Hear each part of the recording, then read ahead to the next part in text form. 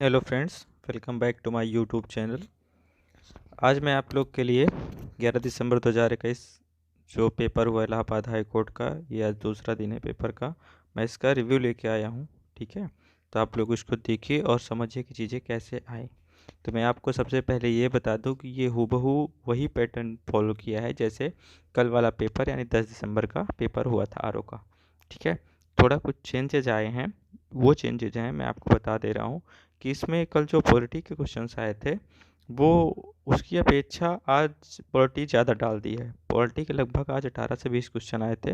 बीच बीच में कहीं कह रहे हैं, बता रहे हैं, रिव्यू लेने से जब मैंने बात की दो तीन स्टूडेंट से तो उन्होंने बताया कि सर बीच बीच में हिस्ट्री के भी क्वेश्चन डाले जा रहे हैं, तो एक्यूरेटली पता नहीं कर पाए हम लोग कि कितनी आए हैं। ठीक है, लेकिन यही अंदाज़ा लगा रहा है कि 18 से 20 क्वेश्चन जो है वो पॉलिटी के आज आ गए हैं। ठीक है, जबकि कल के पेपर में इनका वेटेज इतना नहीं था। कल के पेपर में मान लीजिए 12 से 14 क्वेश्चन पलटी के आए थे।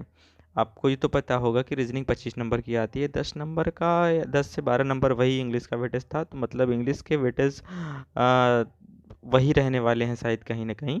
तो आप लोग इसको ध्यान में रखिएगा। और हिस्ट्री तो आ ही रही है, इन इंडियन मूवमेंट से भी क्वेश्चंस आए हैं, नेशनल मूवमेंट से। तो हिस्ट्री को आप ठीक ठाक करके जाइएगा।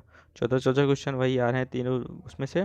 और पेपर इजी ही कह सकते हैं, इजी तो थोड़ा मॉडरेट कह सकते हैं। मॉडरेट का सेंस कहीं कहीं 10 क्वेश्चन में एक क्वेश्चन मान लीजिए टफ डाल दे रहा है जो लेवल से थोड़ा हाई कह सकते हैं। बाकी 140 क्वेश्चंस में आप अगर ठीक ठाक पढ़े हुए हैं तो 100 क्वेश्चन तो आराम से कर ले जाएंगे।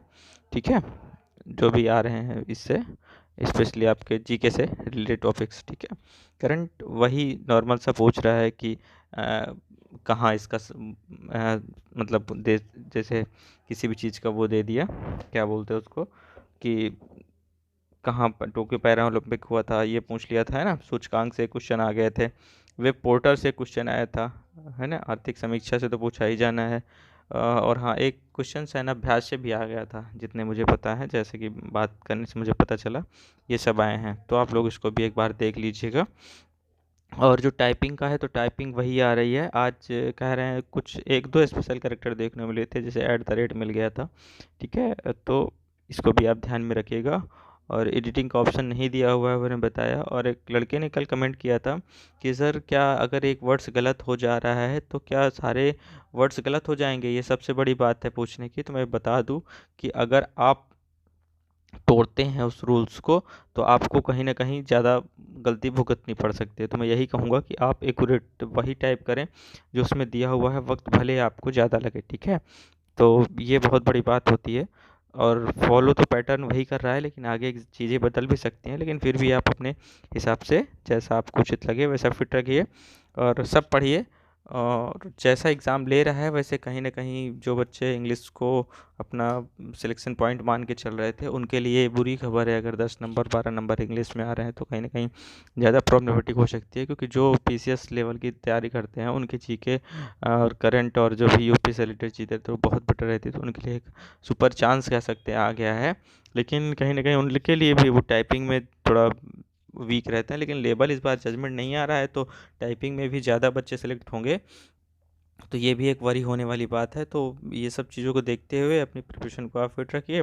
और जैसा मैंने बताया कि आपको हिस्ट्री पे ज़्यादा ध्यान देना है, ज्योग्राफी एक बार रिवाइज करके जानी है। और बायोलॉजी के और मतलब साइंस का जो पोर्शन है वो मान लीजिए एडवांस तो नहीं कह सकते लेकिन तो ठीक ठाक है ना। तो उससे क्वेश्चंस अच्छे बन रहे हैं, तो उसको भी आप लोग सुपरफिशियली एक बार देख के जाइएगा। बस यही बताना था आप लोग के लिए। और भी आगे जब नेक्स्ट एग्ज़ाम होगा तो मैं आपको इसी तरह रिव्यू का पेपर का एनालिसिस लेके आऊँगा। इसी तरह की इंफॉर्मेटिव वीडियोस पाने के लिए अगर आप चाहते हैं तो मेरा चैनल सब्सक्राइब कर सकते हैं। और मैं आपको इसी तरह की न्यूज़ अच्छी देते रहूँगा। Okay, thanks for watching.